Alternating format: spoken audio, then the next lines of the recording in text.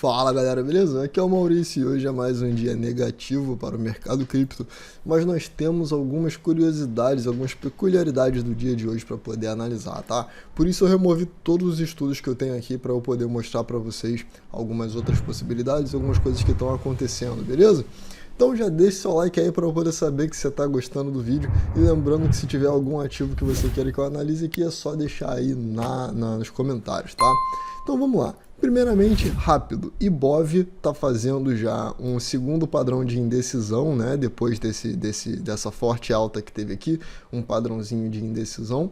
Então não tem nada a se fazer. Como eu falei, tá caro. O ideal é que a gente espere ele voltar para poder tentar retestar um topo, certo? Ou pelo menos tentar entrar na zona das médias aqui. Deixa eu voltar ela, porque eu estava fazendo outro estudo com a média de 9. Mas no momento a gente precisaria ver ele tentando entrar aqui na zona entre a 12 e a 26, beleza? O dólar, então o dólar fez essa forte queda, chegou na casa do 5, né, 5,01, e aí já começou a voltar aqui, tá tentando fazer uma alta de novo, só que ainda fechando em padrão de indecisão, mostrando que apesar de estar super esticado em um nível de suporte muito forte, a pressão de venda do dólar ainda é muito grande, então a gente ainda vai provavelmente ver aqui uma força tentando empurrar ele para baixo, tá?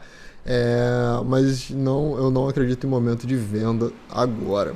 S&P e o S&P hoje fez uma coisa bem interessante, né? Ele violou máxima histórica e aparentemente vai fechar abaixo da máxima histórica prévia, o que armaria aqui pra gente um possível bear trap, aliás, desculpa, um possível bull trap.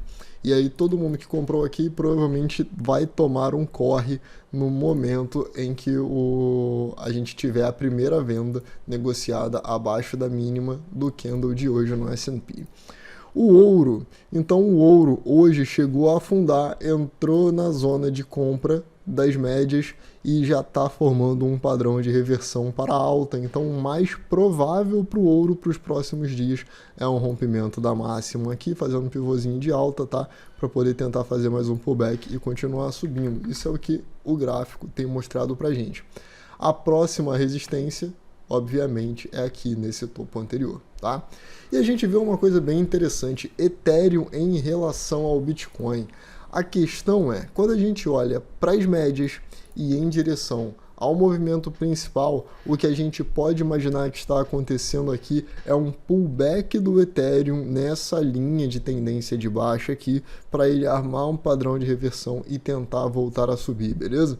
Só que nós temos um ponto meio crítico aqui, porque nesse ponto aqui nós podemos formar um primeiro pivô de baixa depois de um rompimento com uma queda expressiva. Então note que essa alta veio com pouco volume e esse movimento de queda começou a entrar mais volume de queda. Então a situação mais provável aqui é que a gente continue vendo o Bitcoin se fortalecendo mais do que o Ethereum por algum tempo, e isso é mostrado no gráfico da dominância do Bitcoin, que continua em alta, mostrando pra gente que o dinheiro está saindo das altcoins e está voltando pro Bitcoin. E a gente consegue ver isso de um jeito muito simples. Aqui na minha tabela, eu vou vir aqui no canto e vou colocar ela por ordem de variação e vou ver aqui quais os ativos que mais se valorizaram e os que mais perderam no dia de hoje, tá? Então, hoje só CHZ teve uma valorização maior do que a do Bitcoin. E, cadê? Aqui, ó, dominância do Bitcoin, NEO, o Ethereum em relação ao Bitcoin também, que não é válido, né? Então, a gente tem NEO aqui se valorizando, não, perdendo só 2% no dia de hoje. E logo na sequência a gente já tem o Bitcoin perdendo 3,70 e pouco. Depois disso, a que menos perdeu foi a Sol com 4%, e aí a gente continua a movimentação de baixa. Então, isso continua mostrando pra gente que o dinheiro está saindo das altcoins, está voltando para o Bitcoin, e é bem provável que o Bitcoin se valorize mais rápido quando voltar a valorizar, tá? Se resumir a movimentação de alta. E o que eu vejo aqui que tem me feito enxergar um movimento um pouco diferente? Eu vou tirar as médias aqui, e essa formação de fundo aqui, com essa pequena violação, ela faz com que a gente tenha tanto um padrão de trap, né, de armadilha para alta, uma violação do fundo, de um fundo razoavelmente importante, que foi aqui no nível dos 31 mil, ele violou e já voltou com ódio, e aí isso faz com que eu comece a enxergar aqui não mais aquele padrão de triângulo que a gente veio observando esse tempo todo, mas agora a gente começa a ver um possível padrão de deriva nessa zona aqui, tá?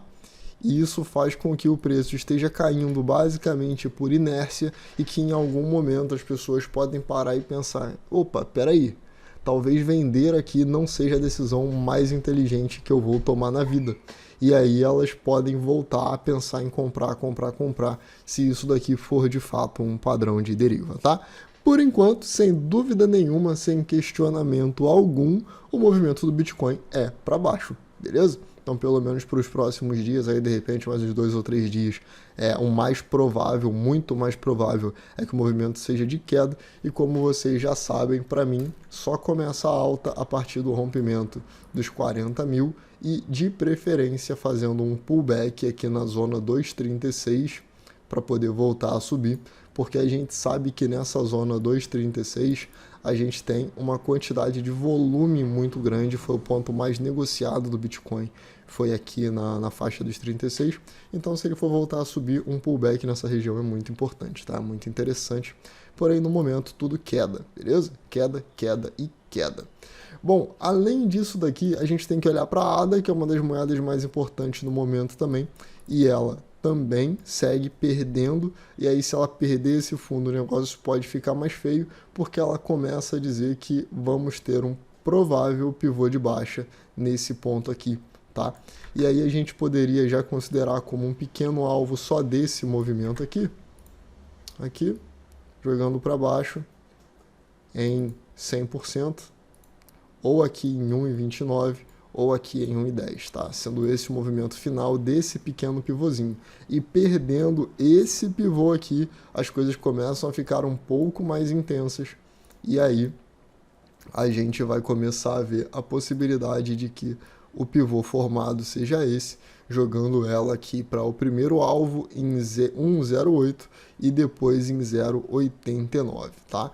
Tendo como último alvo 0,57, se acontecer isso vai ser muito triste, então tem que ficar de olho aí no que está acontecendo, porque esses próximos dias aqui vão ser críticos para as altas, considerando que o Bitcoin está acumulando, né, o dinheiro está voltando para o Bitcoin, então isso está sendo importante, e principalmente porque agora, nesse exato momento que eu estou gravando esse vídeo, o Bitcoin está dando uma acelerada na queda, tá?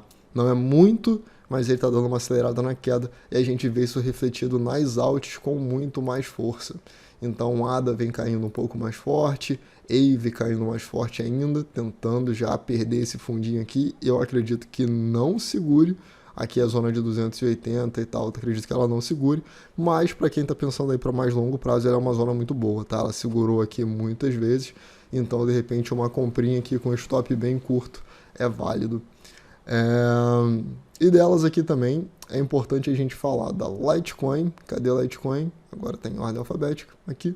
Litecoin, ela segue fazendo basicamente a mesma movimentação do Bitcoin, tá? Então segue caindo aqui também, a gente tem que esperar para poder ver o que vai acontecer. A perda dessa mínima também joga ela no fundo aqui em 120. E vamos dar uma olhada agora na outra moeda que é a mais importante logo depois do Bitcoin, que é o Ethereum. Então o Ethereum também segue um movimento bem parecido com a Litecoin, né, fazendo uma queda aqui um pouco maior. E nesse momento eu acredito que a gente já não deveria mais olhar para o gráfico diário e começar a olhar para o gráfico de 4 horas, principalmente do próprio Bitcoin, tá? Então é para ele que eu vou olhar aqui agora. Vamos lá, BTC USDT no gráfico de 4 horas. Deixa eu tirar isso aqui. No gráfico de 4 horas e vamos dar uma analisada aqui no ponto em que ele está para tentar entender, né, o movimento dos próximos dias. Bom, a gente teve aqui pico de volume aumentando durante essa queda, depois a gente teve volume aumentando mais ainda durante essa alta, mostrando que aqui ainda tem muito comprador, muita gente interessada em comprar. E aí a gente chegou nesse ponto aqui e ele começou a perder um pouco de volume, o preço está caindo e o volume também está caindo. Então essa queda no volume mostra que isso daqui está sendo feito sem muita pressão, tá? Sem muita gente realmente decidindo apertar o botão ali para poder vender até esse momento. E se isso continuar assim, a probabilidade maior é que a gente tenha um pullback, provavelmente nessa região aqui, para tentar armar a movimentação de alta. E quando isso acontece, a gente tem movimento 1 aqui, 2 aqui, um ombrinho, provavelmente a cabecinha com o ombrinho aqui, ele volta nessa região, a gente forma um topo mais baixo do que o anterior e conecta esse topo aqui para esperar ele tentar romper, tá? Então esse seria a visualização que a gente teria aqui de movimentação para alta. Novamente, probabilidade maior para os próximos dias, continua sendo de baixa, mas eu estou insistindo em mostrar para vocês a possibilidade de movimentação de alta, porque em algum momento ela vai acontecer. E quando ela acontecer, você pode pegar o primeiro movimento possível. Tranquilo? É isso, eu vou ficando por aqui. Deixa o seu like para eu saber que você gostou, se inscreve aí no canal se você não for inscrito e eu vejo você no próximo vídeo. Valeu!